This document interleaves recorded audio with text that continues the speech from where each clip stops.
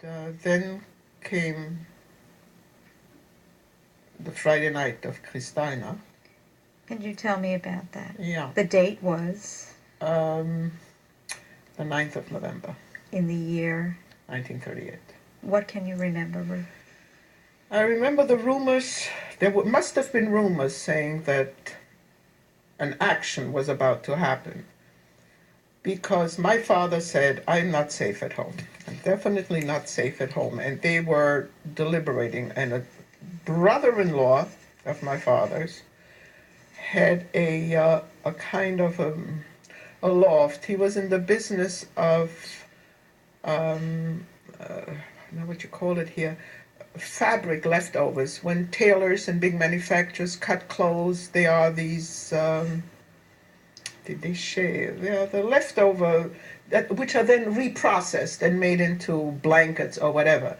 And he was in that kind of business. So there was a big kind of loft where there were workers who would sort wool from cotton, from silk, and it was a. I loved to go there because it was full of fabric and a big mess.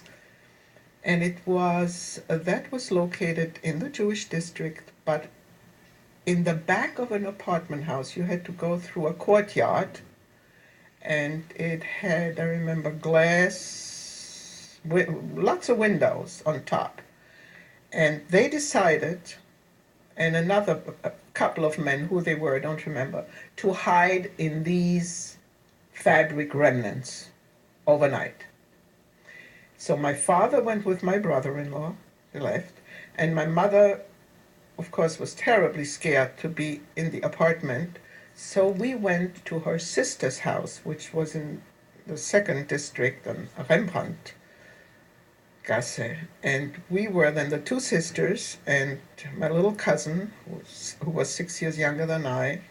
And they were practically sitting at the window all night long watching what was going on. And we heard the running in the steps in that building, because there were many Jews in that building where my aunt lived, and the knocking at the door, and the opening of the door, and the walking in and just looking around, and my aunt saying, well, I don't know where they are, you must have taken them already, I don't know where my husband is. And Who came to the door? Who knocked on the door? they were Austrians.